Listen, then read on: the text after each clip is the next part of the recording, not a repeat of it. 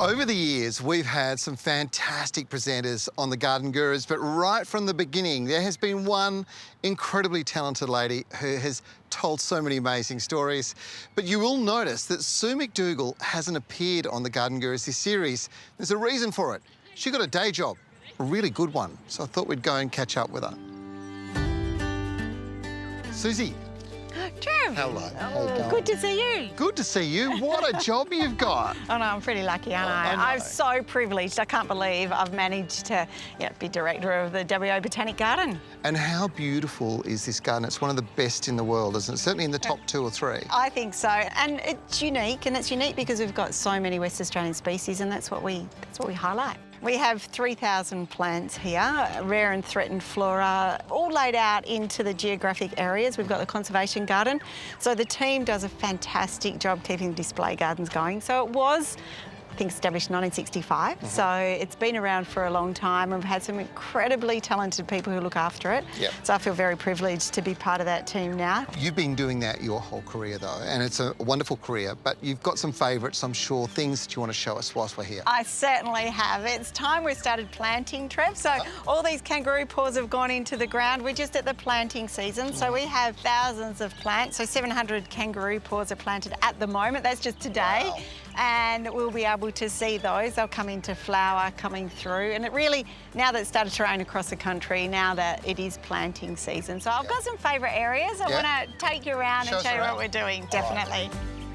A lot of people would think of botanic gardens as just places of pretty plants, but there's so much research that goes on, and this is a good example. It certainly is. So you'll notice many of our trees are slightly yellow, so we're what we call chlorotic decline syndrome. And we've developed a process of acid dosing the soil to bring the trees back. So acid dose, this means you're actually injecting acid into the soil or into the water. It's probably a combination of 2 things. So to test the hypothesis, to start with, that was actually into the soil, Trevor. So what we do if we've got a particularly bad tree, we will dose acid right around, inject it into the soil, and then that puts the plant into shock, but then it comes back beautifully. But now it will go into the water. So we'll treat our water because it's very alkaline here.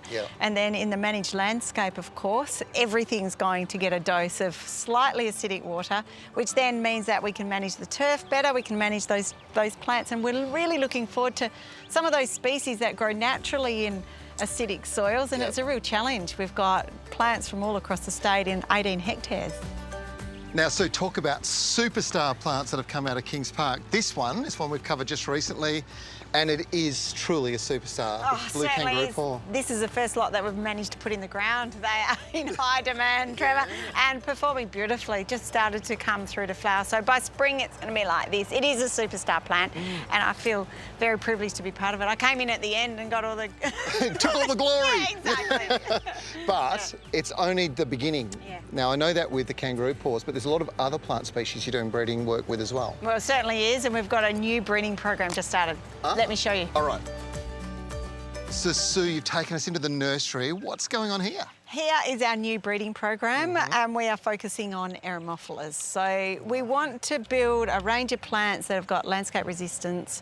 They are resilient to climate change. They will perform brilliantly in people's backyards, front yards, and also on a broader landscape scale. And probably from the point of view of breeding and trying to get diversity, there's few plants as diverse as these. Look at the colours and the variation in foliage. And some of them grow in heavy soil, some do really well in sand. They are just incredible. All over Australia, these plants grow so well. This is the next challenge. So this is the beginning of the process. How long before we start to see, what are we talking, 10 years? Yeah, probably 5 to 10 years. And it is that far out. And so this is why we have to work on the future. And our climate is changing. We need that landscape resilience. We need those plants that are going to perform in hot, dry climates. Now I know why you left us. You're so excited. Look at this. It's so good, Sue. I'm so lucky to be part of it. That's exactly why I just absolutely love it. The passion for the people have is just amazing. And of course, all those passionate people, they're led by one who is so passionate. It's been so good. Thanks for showing us around. Our pleasure.